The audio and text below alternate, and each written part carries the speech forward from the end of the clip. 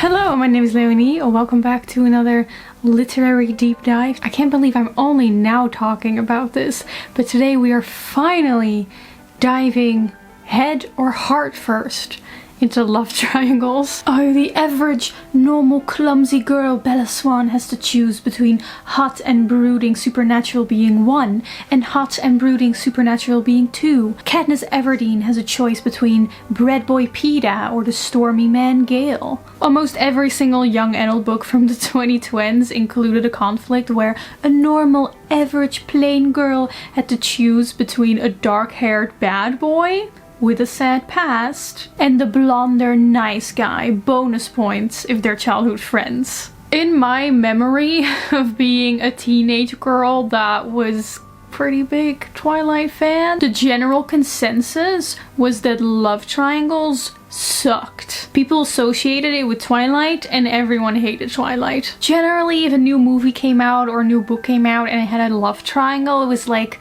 oh, not a love triangle. But I feel like the opinion on love triangles is kind of shifting. And with the recent popularity of the movie Challengers, the sultry tennis film with Zendaya that is being described everywhere as like love triangle, love triangle, love triangle, maybe it is time to finally revisit the trope. Now I think most people, if you're like my age, you probably associate love triangles with young adult books, like the Hunger Games, Twilight, and we will get to that phase, don't worry, but first I kind of want to take a little step back into the past to show that the concept of a love triangle has been around in literature for a very, very long time. Let me just give a few examples.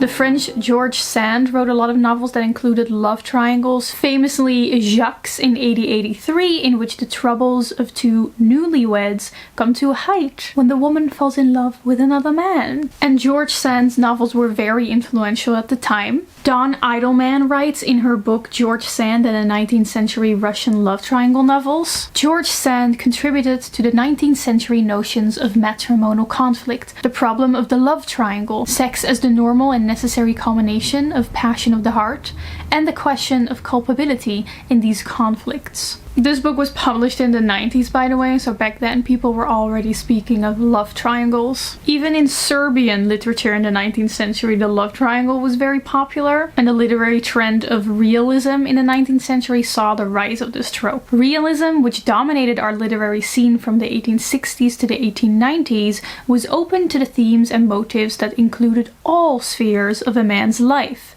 Also, love and eroticism. The motif of the love triangle has become one of the standard, realistic motifs. It was very commonly used to explore themes of like unrequited love, you know? Other examples that I'm sure you know of are Little Women, the triangle between Joe and Amy March and Laurie, The Great Gatsby, in which Jay Gatsby is in love with Daisy Buchanan, who is married to Tom Buchanan. Jane Austen's novels are full of them. Even Shakespeare's Romeo and Juliet had this dude rivaling Romeo for Juliet's hand. And there are many, many, many more examples, of course. It's a tale as old as time. You fall in love with someone, but they've already sworn themselves off to someone else. Ugh, the drama. And of course I cannot make a video about classic love triangles without mentioning the one, the only classic mentioned in every edgy teenage book. The classic that every teenage main character with a messy bun and a toxic relationship thinks her romance is similar to. It's Brönte. I know it's Brönte. Wuthering Heights.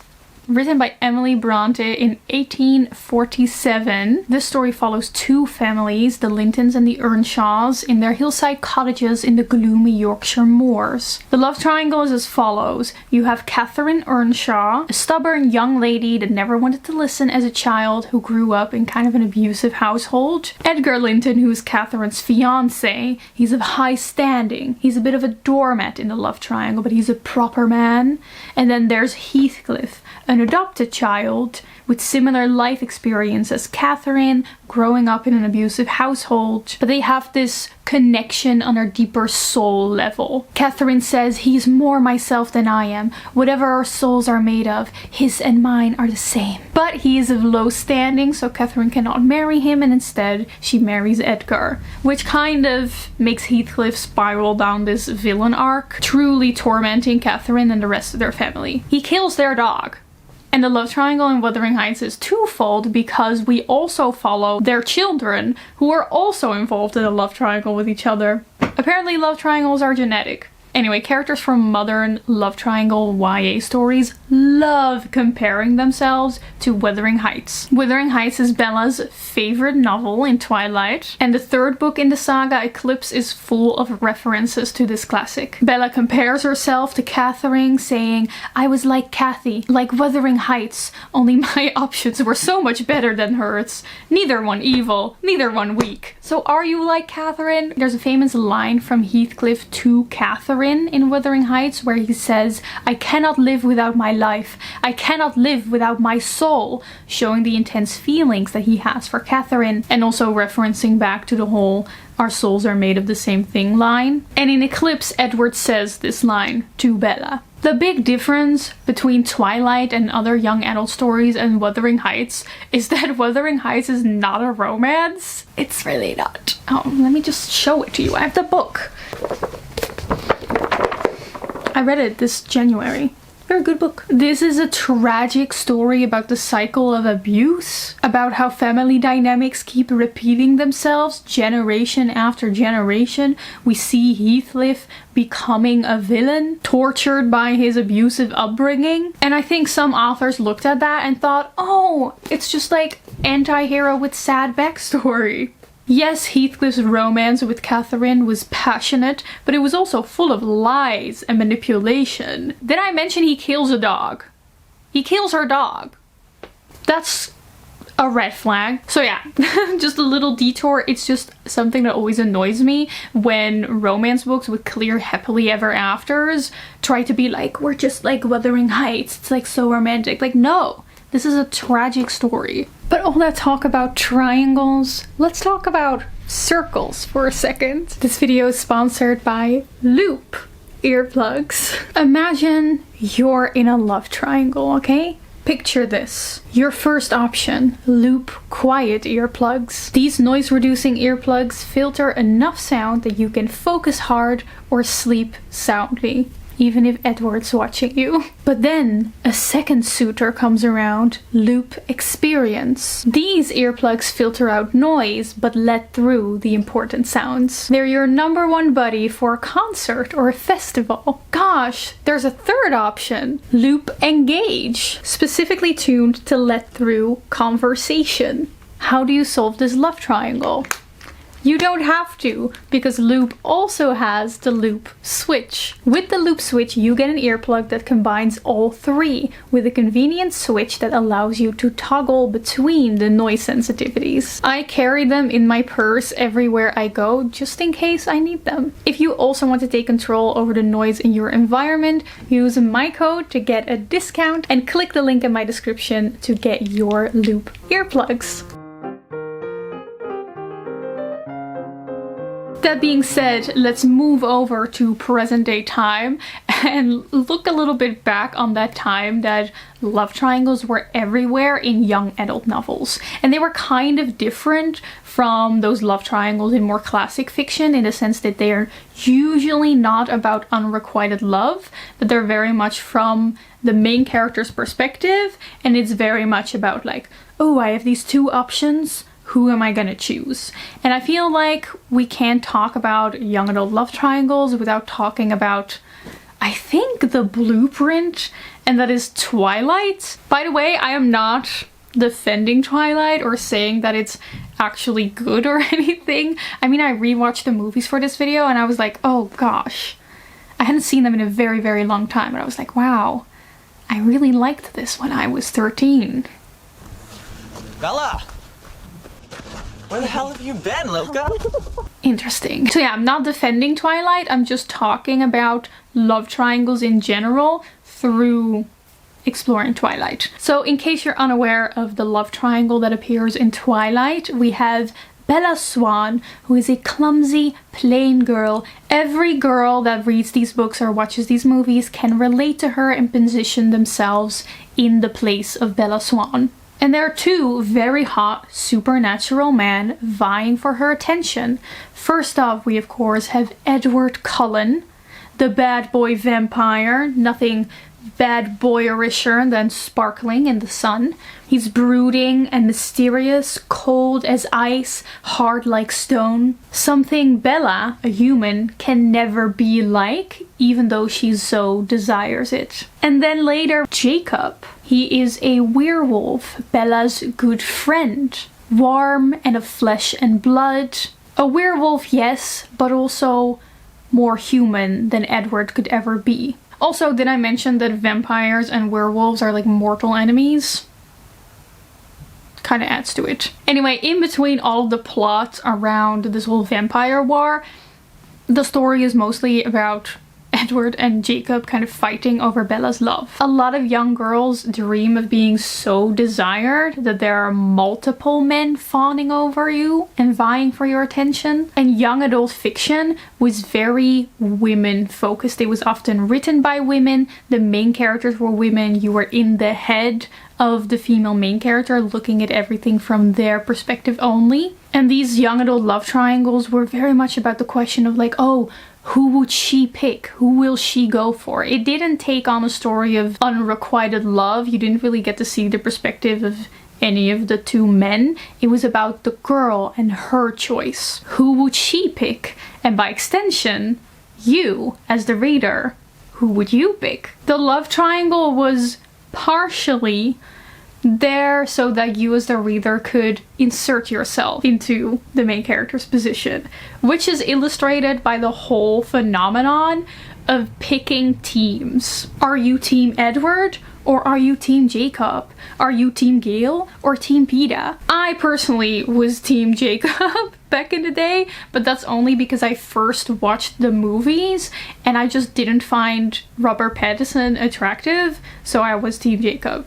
Which kind of shows that this whole picking teams was mostly about who you personally would choose and not about who you actually think would be like the better fit in the narrative for the main character. So yeah, I'm team Jacob because given Bella's personality and the whole narrative and the themes, I really feel like Jacob and her just have like better chemistry. No, you were team Jacob because you thought Taylor Lautner was hot. There was a very strong element of self-insert fantasy here, which, by the way, I can already hear people thinking, stupid girls, that's stupid. This is normal. This is totally fine. It's actually very healthy for young teenage girls to kind of experience being attracted to men if they are attracted to men, to experience this through the safe environment of fiction and celebrities. It's a lot easier to process all these new attracted feelings when they're directed towards a fictional man than when they're directed to an actual human boy that you should probably talk to but you're afraid to. So I'm not here criticizing the fact that love triangles were very self-insert focused, except for the fact that most of them were, of course, very heteronormative. But we'll get to that as well. I will say, even though, yeah, a big part of the love triangles was just the self-insert part of it, not all. The love triangles did actually also serve a purpose in the story. Bella Swan actually explains it very well at the end of Eclipse. This wasn't a choice between you and Jacob. It was between who I should be and who I am. It's not just a matter of who will she choose.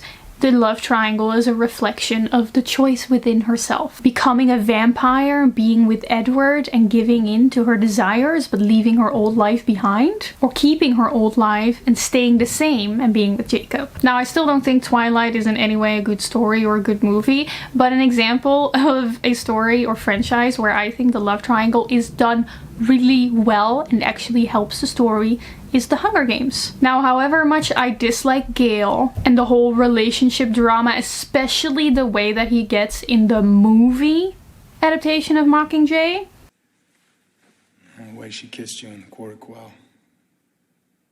She never kissed me like that. The love triangle does represent a central tension in the Hunger Games, the inner turmoil that Katniss Everdeen deals with. Gale represents her old life, her family, the storm raging inside of her, her anger, her desire for revenge on the capital, violence. Whereas Peeta stands for balance, compassion. What I need to survive is not Gale's fire, kindled with rage and hatred. I have plenty of fire myself. What I need is the dandelion in the spring. The bright yellow that means rebirth instead of destruction. Most love triangles represent a choice that the main character has to make. Two different sides of the main character, two different futures. It's not just a self-insert fantasy. One movie that I still really want to see that I think centers around this like choice of the main character is Past Lives. Because she has to choose between like her old life in, I think, Canada or the United States, or her Asian past. I know that this is a movie around a love triangle that has gotten huge critical acclaim, but I missed it when I was in theaters, so I still have to see it, but I really want to watch it. If you've seen Past Lives, let me know in the comments what you thought of that love triangle. I think a movie like that is proof that a love triangle doesn't inherently make a story bad. Now, there's one thing that's always kind of missing in these young adult love triangles. In a lot of these books, both sides of the love triangles are explored, right? The main character kind of goes with both of them, so it's not the kind of love triangle that focuses on the unrequited love of it all. It focuses on like the main character exploring both options. If you're gonna write a story like that, like the natural conclusion to that is either cheating or at least a really, really messy relationship situationship drama. In a way, love triangles where both options are supposed to be like actual options, it's gonna be very morally gray and very, very messy, and for some reason this element is completely missing from those like young adult love triangles. My hypothesis is that in these young adult novels, the young female lead needs to remain like innocent and pure. Let's look at another example from Twilight. So in Eclipse, the trio is in a tent and it's super, super cold, but Edward's a vampire, so he's cold as ice. So Jacob, the little flirt that he is like, hey girl, maybe you should like cuddle up with me because I actually have warm body temperature. So I guess we should cuddle and I'll be shirtless.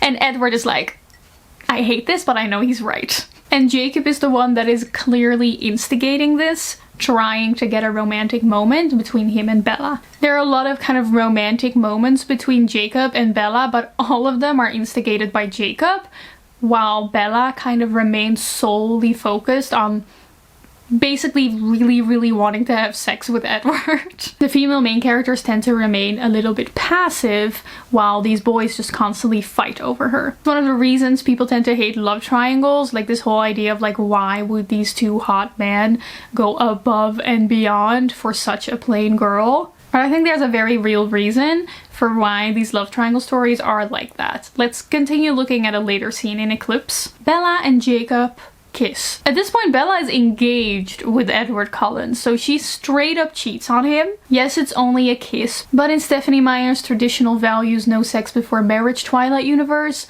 she basically had an affair.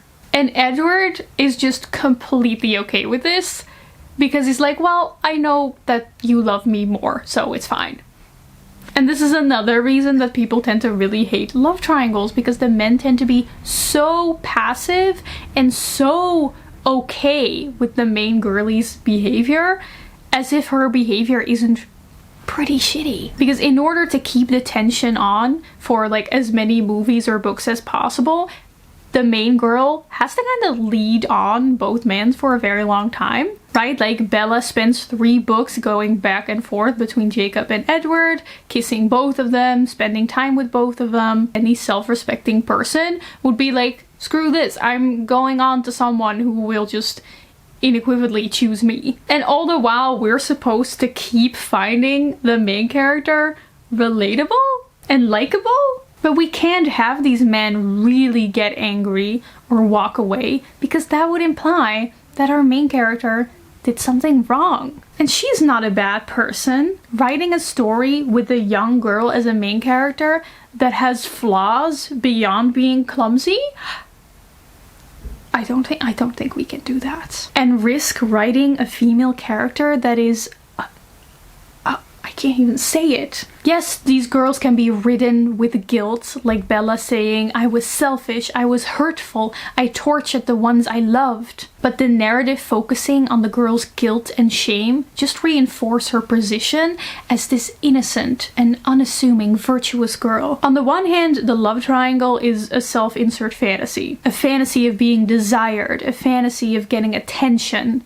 It's a pretty egocentric fantasy. It's messy. But on the other hand, these young adult stories are very occupied with keeping our main characters these relatable, innocent girls that didn't ask for any of this. She just feels so guilty. It just happens to her. The love triangle shows how desirable the main character is while she can remain chaste and innocent. I think love triangles are so perfect if you want to write like a tense, messy story with passion, infidelity, affairs, drama. But then you risk the unthinkable, making your female main character unlikable. To that I say, let female characters be messy.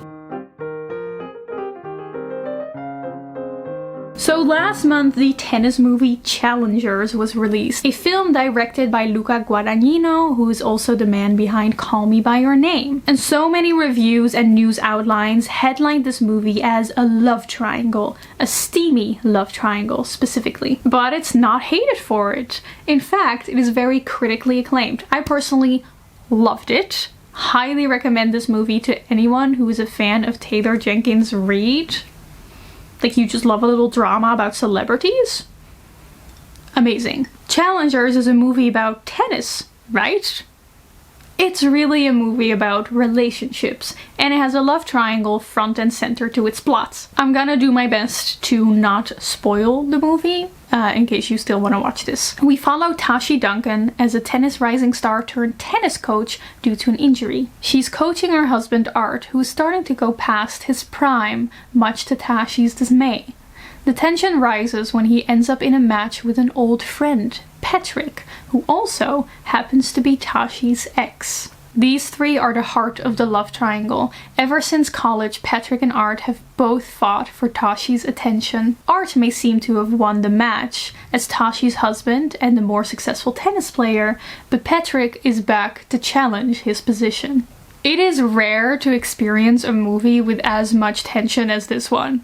The long drawn out shots, the tense arguments blended with intense chemistry kept me on the edge of my seat the whole time. The soundtrack's heady techno beats were a testament to how much a good soundtrack can make a movie. In fact, I was listening to the soundtrack as I wrote this part of the script. It really gets you to focus. Slight spoilers, but there is a lot of infidelity, there's manipulation, there's people not properly communicating their emotions, and the female main character, Tashi Duncan, for sure plays an active role in the whole love affair. I think Tashi is a fantastically written character, but she is not a good person. Tashi is not particularly loving. Love you. I know. She is self-possessed, controlling, determined, headstrong, gives in to her desires, almost the opposite of Bella Swan, who is reserved. And the entire plot of the Twilight saga is about repressing desire, not giving in to sin, whereas Tashi is sinful. There's always a little bit of hesitance to write unlikable female characters. In order to make your female character complex, she needs to have flaws. But because of this, complex female characters are often deemed as unlikable because, you know, how dare a woman have flaws, right? But I think Tashi's unlikability is what made Challengers work so well. We don't get a story where we are solely relating to the women in the love triangle. All three characters get equal attention, and there's no clear good guy and villain here, although a lot of people seem to believe that Tashi is the villain, which I disagree with. Jackson Reaver writes in the CBC review of Challengers, films do tend to position assertive female characters as villains simply for upending an unexpected power dynamic. As the truly athletically gifted one among them, and as both coach and manipulator of the other two, Tashi dares us to see her as the villain, and she might just succeed. Another thing about Challengers that I really enjoyed is that the love triangle is actually a triangle. And this brings us to the final gripe that a lot of people have with love triangles, and that is that they're usually not actual triangles. They're more like an upside down V, but I guess that just doesn't really have the same ring to it. If you consider Tashi Duncan as the main character of Challengers, then yes, this may seem like your typical two-legged love triangle. Art and Patrick are both mesmerized by the talented Tashi, both vying for her attention. But the movie isn't just about Tashi, and Art and Patrick aren't two random men that happen to fall in love with the same woman. They're not only connected through their relationship with this woman, they were friends. Double tennis partners even before they met Tashi. In contrast to Jacob and Edward, or even Edgar and Heathcliff, Art and Patrick's story predates them meeting their common love interest. And the introduction of Tashi throws a wrench into their friendship, as they are now so occupied with trying to one-up each other to get Tashi's attention. Tashi even jokingly calls herself a home wrecker, implying that the closeness between Art and Patrick is akin to that of a married couple. In Challengers, we constantly hop back and forth between the different legs of the love triangle, spanning all possible connections. The passion and anger between Tashi and Patrick, the strained marriage and complicated feelings between Tashi and Art, but also the rivalry and decades-long friendship between Art and Patrick. And with all the phallic imagery between them, one has to wonder if there may not be more than friendship there. The creators of Challengers intentionally wanted the two legs of the love triangle to touch. They intentionally created the chemistry between Art and Patrick. This is what Challengers writer Justin Kuritzkes explained. What's true about a love triangle is that every love triangle is by nature queer. Whether you intend it to be or not, you're in an intimate relationship with two other people. And the director Guadagnino says this: going back to the canon of the Hollywood Golden Age comedy, you can track subtext in these great films. We discussed a lot about how we could flesh out the basic point that the triangle is not just two people after one, but the corners touch together all the time. You're not jealous of your girlfriend or your boyfriend. You're jealous because you are not chosen by the one and you're losing the other. Now, I will say that in a lot of stories with like homoerotic subtext, people tend to say like, oh, it needs to remain subtext. It needs to remain under the surface because that's like more interesting. And although I am a fan of subtext, why is it always the LGBT dynamics that need to remain in subtext to be interesting when the heterosexual relationships are allowed to be incredibly in your face? But yeah, it is true. I think in any love triangle, there's an inherent tension between the two options. They're inherently rivals in the battle for love, rivaling for a girl's attention. Like, hello, that is a perfect setup for rivals to lovers, enemies to lovers. Like, rivalry breeds tension between characters. It's actually kind of criminal and a very strong sign of heteronormativity that it doesn't happen more often that the two sides of the love triangle also have chemistry together, because it's literally right there. Like, it's such an obvious choice.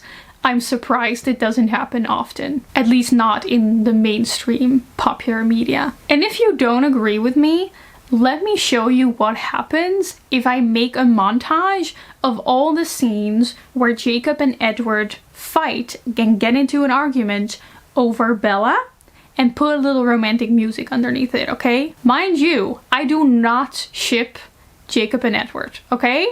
But just watch. Listen to you. Did you lie to get her out of town too? Just leave. Now. We'll handle it from here. We don't need you to handle anything. Or anyone. I could care less what you need. Alright.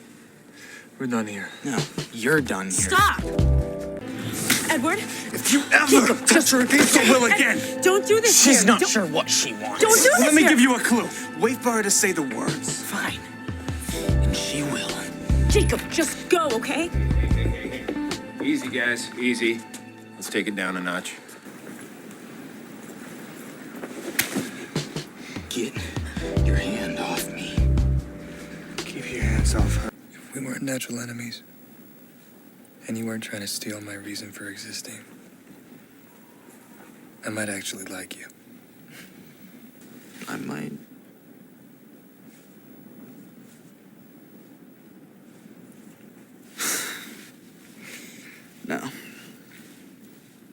even then. You see what I mean? Did I mention that vampires and werewolves are mortal enemies? Like, there's so much potential for chemistry and a romantic storyline there, but most mainstream media doesn't even think to explore this. So I'm really happy that a very mainstream movie like Challengers does decide to explore this, even though it remains in the subtext. And another way to solve the love triangle is to just go for full polyamory, in which no choice has to be made, but instead all three contenders just end up in a relationship with each other. And there's one book that I know of that solves the love triangle in this way, and that is Iron Widow.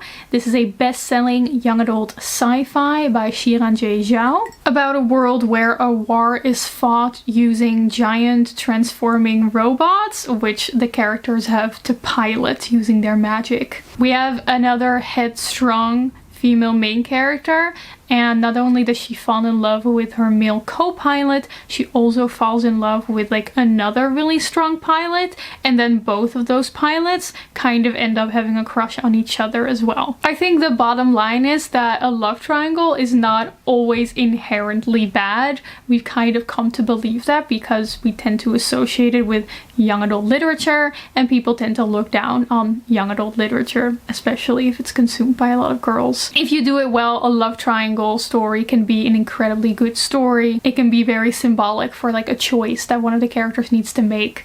Or you can just make a super messy relationship story. Let me know what your favorite love triangle is. I think for the longest time mine was The Hunger Games, because I just really like The Hunger Games. But I think now Challengers might be my new favorite. I'm not sure yet. If you want more book related videos from me, make sure you subscribe to my channel. A big thank you to my patrons, and a special thanks to all of my elite Patreon members, and a warm welcome to our newest elite member, Angelica. Welcome! I really hope you enjoyed this video. I hope you have a wonderful rest of your day, and I will see you soon in another video very soon. Goodbye!